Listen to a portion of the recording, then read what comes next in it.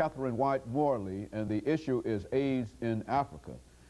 Now, Mr. Wyatt-Morley, before we had our break, we promised that we would give you an opportunity to talk about AIDS in Africa, and we still want to do that. But I think that some of the information that you gave us during this first segment is of such significance that I would like to sort of follow it up, and especially to deal with this as an issue on college campuses. You know, I think that Nashville has a number of colleges and universities and et cetera.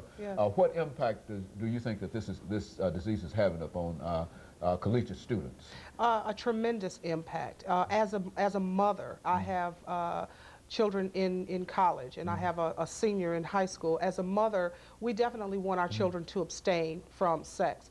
But as you know, everything is sex-based. Everything sells sex. And it is having a tremendous impact on our college campuses. A lot of our historic black universities locally are being devastated by HIV and sexually transmitted diseases. Countless young women have come into our office seeking support, either for an HIV test or the morning after pill or STD information, those kinds of things. We are making tremendous inroads into the college campuses, but the colleges could do more to assist us. They could call us and ask us to come. We spend a lot of time trying to pursue them, trying to get to the dorm rooms and trying to get those things.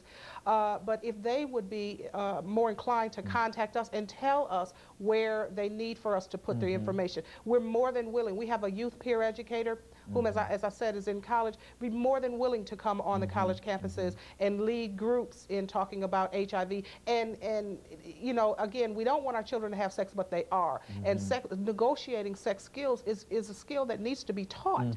Condom use needs to be taught. Those types of things need to be taught to our young people. Yes, we want them to abstain. Absolutely. I'm sure everyone would agree that we want them to abstain. But if our children are having sex, they need to be taught how to protect themselves, because HIV is real. And I'm not saying that condoms are a cure for anything, because as a matter of fact, condoms are not a cure for a lot of sexually transmitted diseases that live outside of the body area that surrounds a condom. However, it is right now one of the only tools that we have, and our children need to learn about it.